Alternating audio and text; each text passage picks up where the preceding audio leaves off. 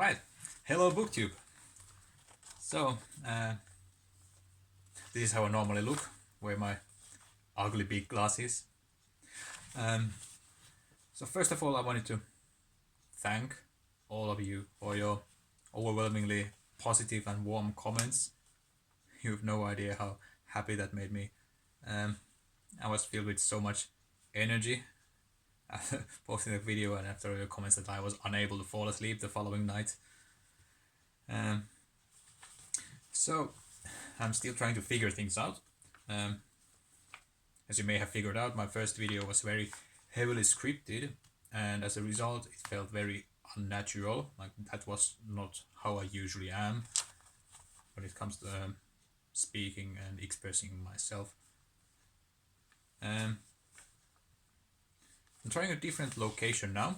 This is where I normally do my reading, and you can see some background and books in the background this time, so it might be more comfortable to look at, not just my face. And still not sure about the lighting.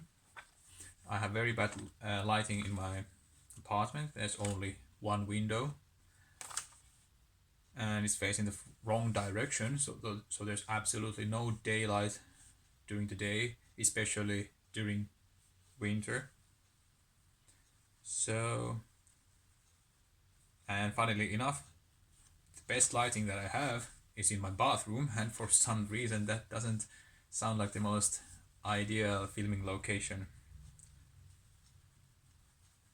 I thought I'd share a little more about my background, so to say, so that might be perhaps easier for you to understand me, and might be faster to get to know each other.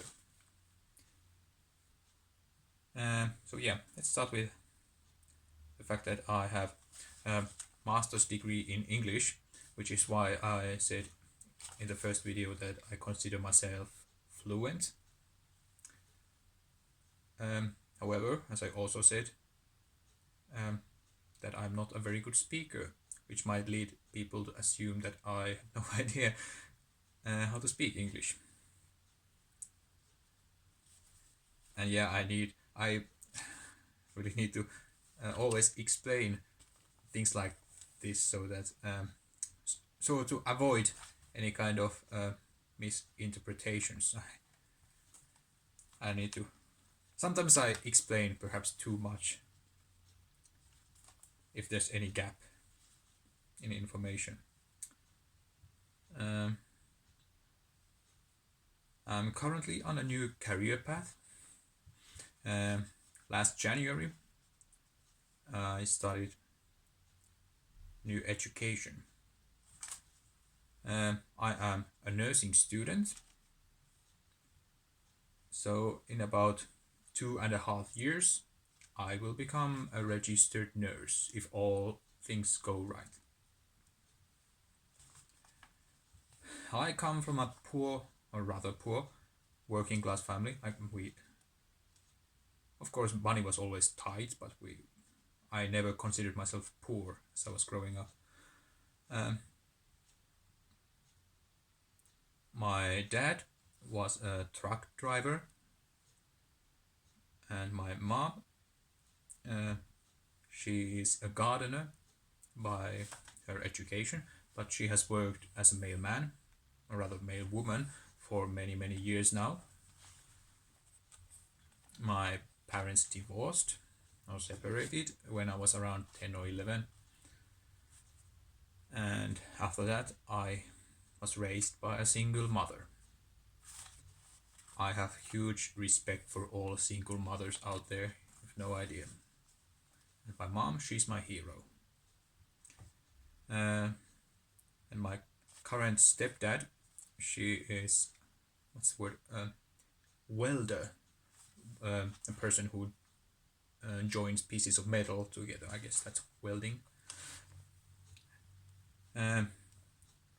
I used to be a big brother, now I'm just big.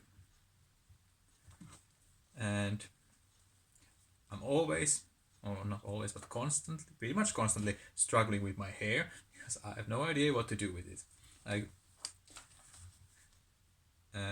I either keep it very, very, very short, or I'm trying to grow it long. And this time I'm trying to grow long hair.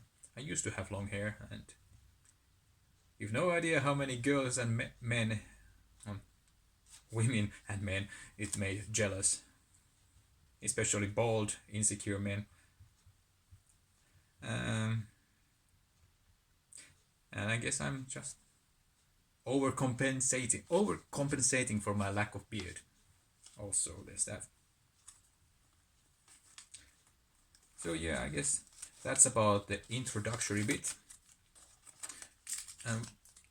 I thought I would do sort of introductory book haul this time, so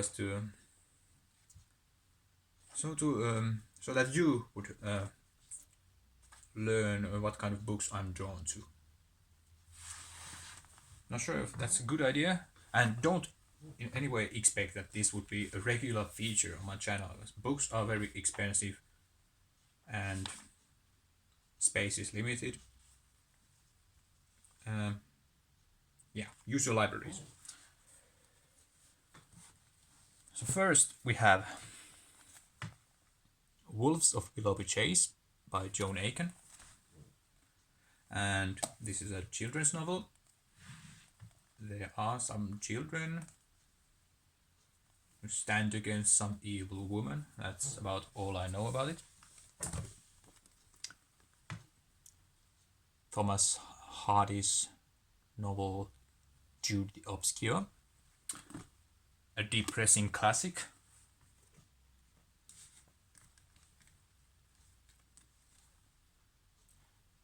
When We Were Very Young by A.A. Milne, with illustrations by E.H. Shepard.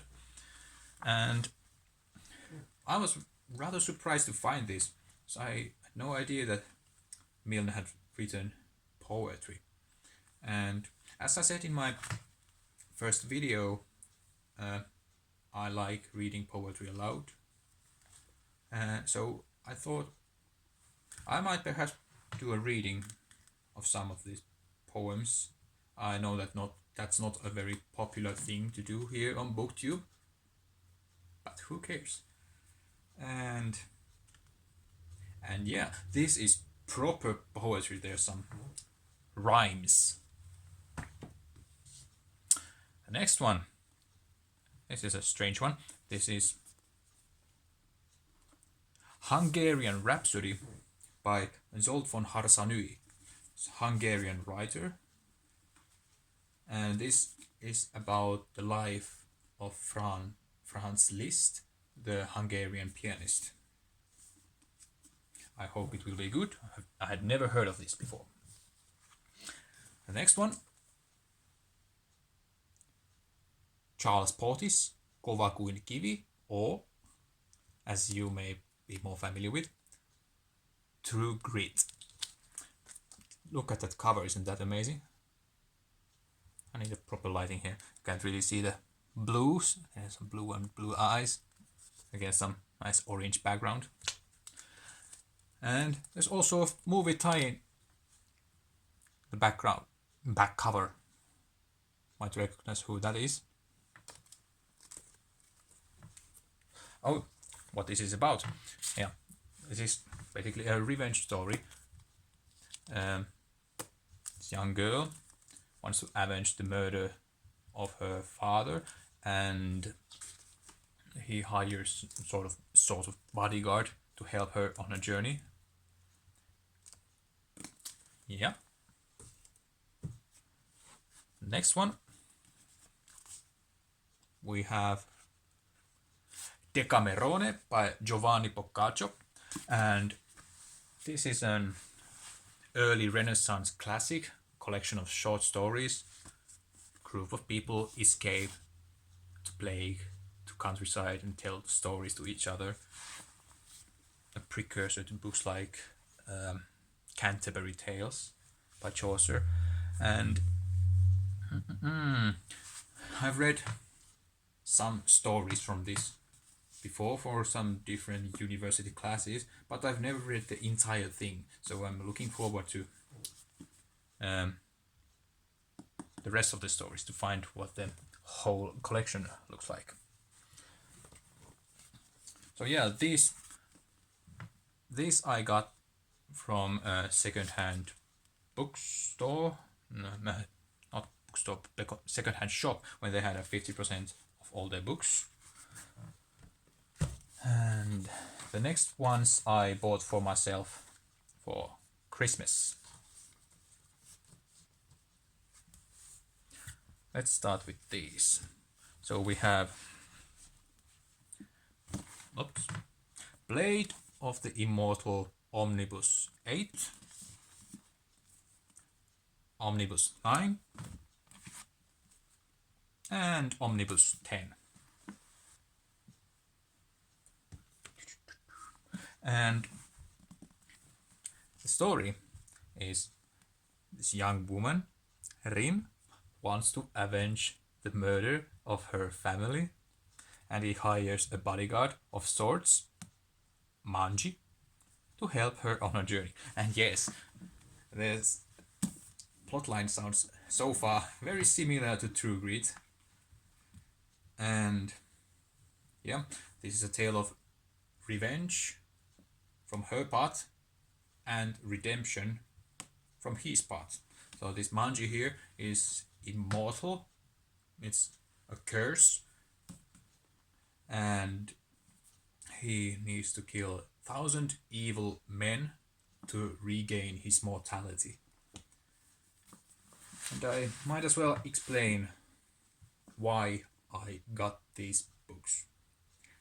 So my little brother, he bought me those single volumes for important occasions like Christmases, birthdays, so on. But at some point, he was no longer able to buy me those. So I finally bought the rest of the series, and now I have all of them, and I feel peaceful and a sort of completion now. I'm happy.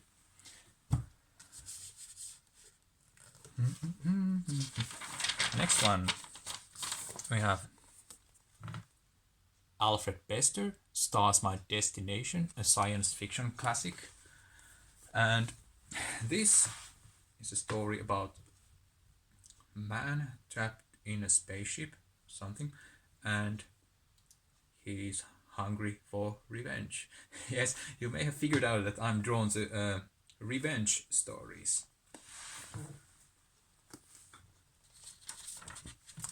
And the next one, I think this, I might explain a little bit more about this one.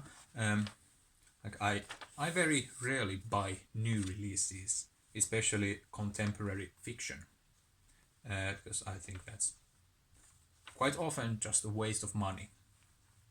And so I usually borrow those from the library, but on some rare occasions, when I have a hunch, I will make an exception. So with this one, I was very interested by the initial buzz, but I hesitated for a long time and didn't buy it. But then I saw it appear on Steve Donoghue's year-end best list, and a link will be in the description below if I remember to put it there. And when I saw the book appear there, I knew that I should have listened to my hunch and buy it. And now I did it. I bought it. This is Sharks in the Time of Saviors by Kawaii Strong Washburn. Look at that cover, isn't that amazing? The colors aren't exactly bright in this lighting, but yeah, that's lovely orange there.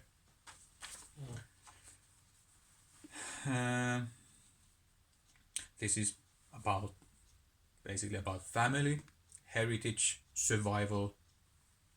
It's like a working combination to me. And there's also some mythology and legend involved. There's two more. This is Coda by Simon Spurrier and Matthias Bergara. This is hardback omnibus volume. This is in French, and basically there's a bard who wants to save the soul of his wife, and the bard also has a foul-tempered mutant unicorn. And there's some struggle for power in a post-apocalyptic wasteland. Sounds interesting, right? What drew me into this one is the artwork. I'm a huge fan of the artist, Matthias Bergara. I've been following him on Twitter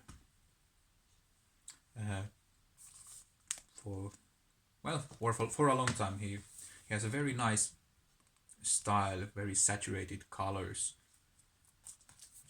which I really like. In this case, works really well. Also, you may have gathered that I'm a huge fan of art and illustration in general. Again, love the colors in this one. There's one more. Collected Toppi, number 4. And Sergio Toppi was an Italian illustrator and a huge influence on many artists, including Bill Sienkiewicz, who might be familiar to some of you. And I bought the first collection thinking it would be just pretty pictures combined with rather shallow stories, but I was rather surprised that there was actually some meat around the bones, that they weren't just pretty pictures. They somehow managed to teach you lessons, like the best fairy tales, without preaching. So you kind of figure out the meaning of each story by yourself, which is a really great thing. Like you need to use your brain. This doesn't tell you what the message is. Maybe I could show you some pictures. Oh yeah, this scene is a great one. It's a hunter. Let's see if I can hold this properly. It's a hunter looking at the rhino. Rhino is coming closer. The gun doesn't work. Rhino is still coming closer. I won't show the last picture because it shows some blood. So, as you guess, the hunter gets what he deserves. So, well, there's still more to the actual book order, but they haven't arrived yet. I don't think I will be showing those to you, because as I said, this won't be a regular feature on this channel. Alright, I think I'd make a book tower at the end. Look at the whole beauty in its entirety. There.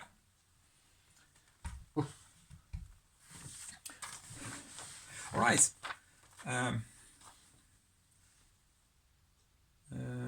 What I thought I would do next is some kind of...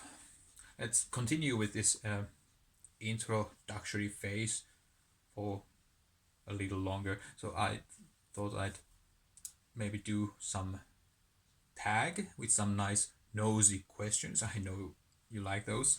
So I might do one of those. And